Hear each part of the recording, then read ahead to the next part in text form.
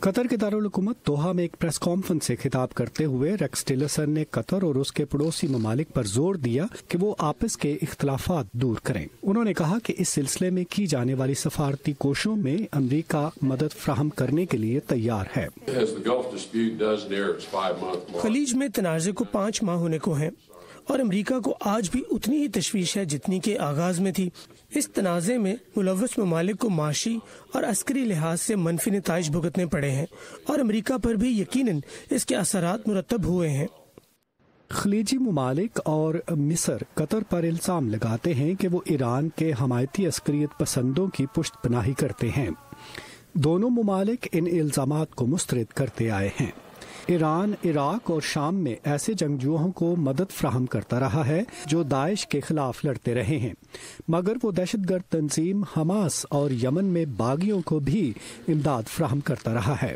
اتوار کے روز عراق اور سعودی عرب نے دہشت گردی کے خلاف مشترکہ کارروائیاں کرنے کے لیے ایک رابطہ کمیٹی تشکیل دی ہے۔ ٹیلرسن نے اس کمیٹی کے اجلاس میں شرکت کی۔ یقیناً عراق میں اب چونکہ داعش کے خلاف لڑائی اختتام کو پہنچ رہی ہے تو ایرانی جنگجوؤں کو وہاں سے اپنے گھروں کو واپس چلے جانا چاہیے۔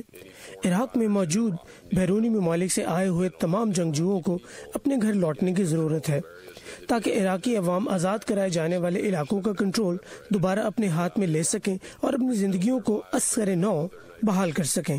عراق اور سعودی عرب کے درمیان تعاون کی فضا کئی اشروں کے تناؤ کے بعد پیدا ہوئی ہے اور اس میں عراق میں تعمیر نو کے بارے میں مالی تعاون بھی شامل ہے۔ دونوں ممالک کے لوگ آپس میں قریب آنا چاہتے ہیں جیسا کہ وہ صدیوں سے رہے ہیں۔ عراق کے وزیر اعظم حیدر العبادی نے بھی ایسے ہی جذبات کا اظہار کیا ہے۔ داعش سے قبضہ چھڑانے کے بعد عراق ملک میں اتحاد پیدا کرنے کی کوشش میں ہے، مگر شمالی عراق میں کردوں کی جانب سے الگ ریاست کے قیام کے اعلان سے خطے میں ایک نیا تناؤ پیدا ہو گیا ہے۔